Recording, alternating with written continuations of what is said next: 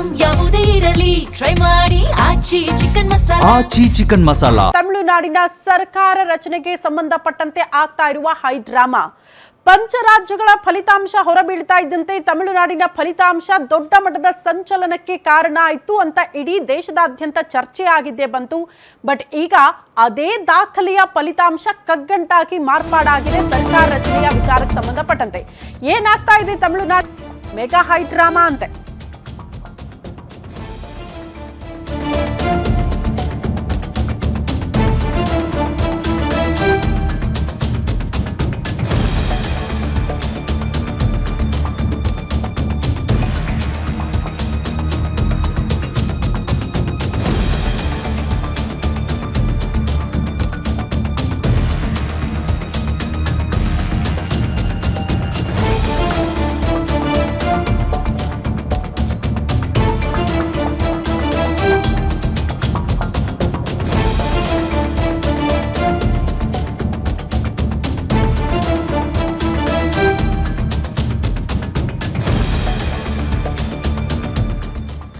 ತಮಿಳುನಾಡಿನಲ್ಲಿ ಟಿವಿಕೆ ಸರ್ಕಾರ ರಚನೆಗೆ ಮೆಗಾ ಹೈಡ್ರಾಮಾ. 2018ರ ಕರ್ನಾಟಕ ರಂಪಾಟ ಈಗ ತಮಿಳುನಾಡಿನಲ್ಲಿ ರಿಪೀಟ್ ಆಗ್ತಾ ಇದೆಯಾ?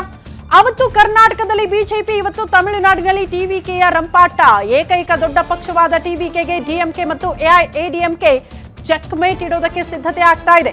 2018ರಲ್ಲೂ ಕೂಡ ಕರ್ನಾಟಕದಲ್ಲಿ ಆಗಿದ್ದು ಇದೇ ಹೈಡ್ರಾಮಾ. ಬಿಜೆಪಿಯ 104, ಜೆಡಿಎಸ್ 37, ಕಾಂಗ್ರೆಸ್ ಕಡಿಮೆ ಸ್ಥಾನ ಗೆದ್ದಿದ್ರು ಕೂಡ ಜೆಡಿಎಸ್ ಜೊತೆಗೆ ಹೋಗಿ ಮೈತ್ರಿ ಸರ್ಕಾರ ರಚನೆ ಮಾಡಿಬಿಡ್ತು ಕಾಂಗ್ರೆಸ್. ಒಂದೇ ವರ್ಷಕ್ಕೆ ಎಚ್.ಡಿ. ಕುಮಾರಸ್ವಾಮಿ ಸಾರಥ್ಯದ ಕಾಂಗ್ರೆಸ್ ಮತ್ತು ಜೆಡಿಎಸ್ ಮೈತ್ರಿ ಸರ್ಕಾರ ಬೀಳುತ್ತೆ. ಬಳಿಕ ಮತ್ತೆ ಸರ್ಕಾರ ರಚಿಸಿ ಸಿಎಂ ಆಗಿದ್ರು ಯಡಿಯೂರಪ್ಪನವರು. ತಮಿಳುನಾಡಿನಲ್ಲಿ ಟಿವಿಕೆ ಸರ್ಕಾರ ರಚನೆಗೆ ಮೆಗಾ ಹೈಡ್ರಾಮಾ ಈ ಕ್ಷಣಕ್ಕೆ ಆಗ್ತಾ ಇದೆ. 2018ರ ಕರ್ನಾಟಕದ ರಂಪಾಟ ತಮಿಳುನಾಡಿನಲ್ಲಿ ರಿಪೀಟ್ ಆಗ್ತಾ ಇದೆ ಅನ್ನೋದು ಬಹಳ ಸ್ಪಷ್ಟ. ಕಾರಣ 2018ರ ಕರ್ನಾಟಕದ ವಿಧಾನಸಭೆ ಚುನಾವಣೆಯಾದಾಗ ಅತಿ ಹೆಚ್ಚಿನ ಸ್ಥಾನ ಗೆದ್ದಂತಹ ಬಿಜೆಪಿ ಜೆಡಿಎಸ್ ಬೆಂಬಲ ಆರಂಭಿಕ ಹಂತದಲ್ಲಿ ಸಿಗಲಿಲ್ಲ. ಬದಲಾಗಿ ಜೆಡಿಎಸ್ ಆಯ್ಕೆ ಮಾಡಿಕೊಂಡಿದ್ದು ಕಾಂಗ್ರೆಸ್ ಅನ್ನ. ಆಗ ಜಂಟಿಯಾಗಿ ಮೈತ್ರಿ ಪಕ್ಷ ಅಧಿಕಾರಕ್ಕೆ ಬರುತ್ತೆ. ಬಟ್ ಒಂದೇ ವರ್ಷದಲ್ಲಿ ಬಲ್ಕ್ ಆಗಿ ಕೆಲ ಶಾಸಕರು ಆ ಮೈತ್ರಿಯಿಂದ ಆಚೆ ಬರುವ ಪ್ರಯತ್ನ ಮಾಡ್ತಾರೆ, ಬಿಜೆಪಿ ಜೊತೆಗೆ ಕೈ ಜೋಡಿಸ್ತಾರೆ. ಅದಾದ ಬಳಿಕ ಬಿಜೆಪಿ ಅಧಿಕಾರಕ್ಕೆ ಬರುತ್ತೆ. ಇಷ್ಟೆಲ್ಲ ಹೈಡ್ರಾಮಾಗಳು ಒಂದೇ ವರ್ಷದಲ್ಲಿ ಆಗಿ ಹೋಗುತ್ತೆ.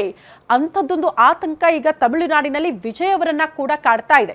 ವಿಜಯ್ ಅವರಿಗೆ ಕಾಂಗ್ರೆಸ್ ಸಪೋರ್ಟ್ ಸಿಕ್ಕಿರಬಹುದು. ಈ ಕ್ಷಣಕ್ಕೆ ಬೇರೆ ಬೇರೆ ಚಿಕ್ಕ ಪುಟ್ಟ ಪಕ್ಷಗಳನ್ನ ಕರ್ಕೊಂಡು ಬರುವಂತಹ ಪ್ರಯತ್ನಗಳಾದ್ರೂ ಕೂಡ ಅದು ಶಾಶ್ವತನ ಅನ್ನೋ ಪ್ರಶ್ನೆ ಇದೆ.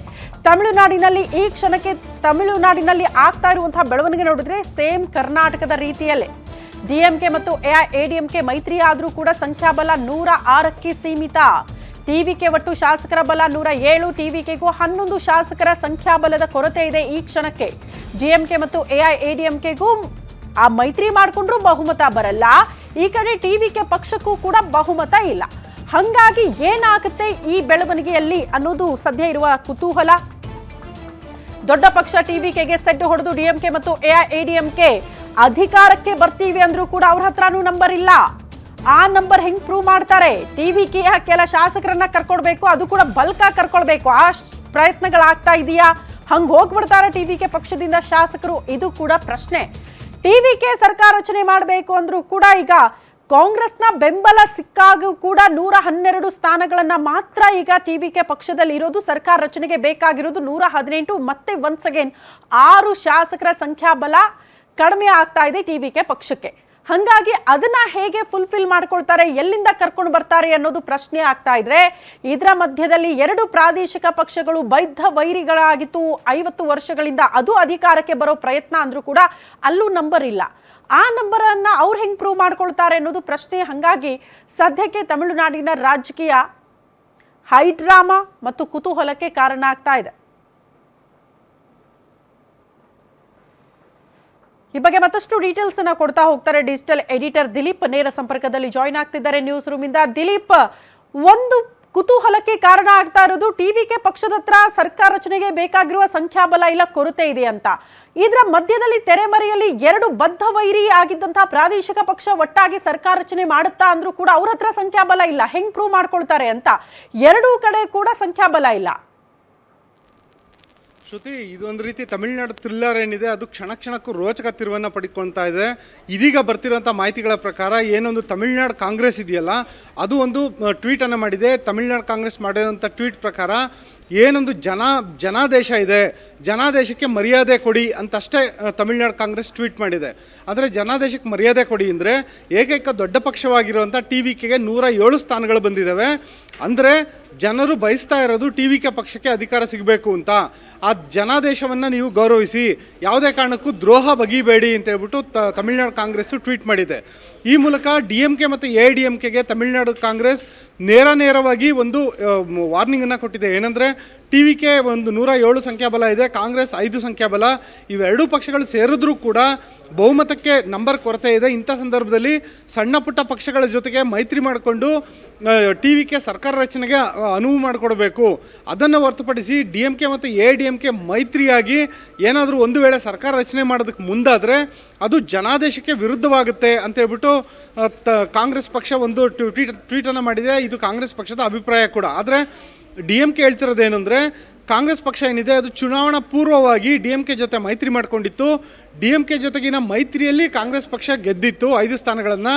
ಆದರೆ ಇದೀಗ TVKಗೆ ಯಾವಾಗೊಂದು 10-11 ಸಂಖ್ಯಾಬಲ ಕೊರತೆ ಕಂಡು ಬರ್ತಿದೆ. ಆಗ ಪಕ್ಷಾಂತರ ಮಾಡೋದಕ್ಕೆ ಕಾಂಗ್ರೆಸ್ಸು ಚುನಾವಣಾ ಬಳಿಕ ಈ ಒಂದು ಕಾಂಗ್ರೆಸ್ ಪಕ್ಷಾಂತರ ಮಾಡೋಕ್ಕೆ ಮುಂದಾಗಿರೋದು.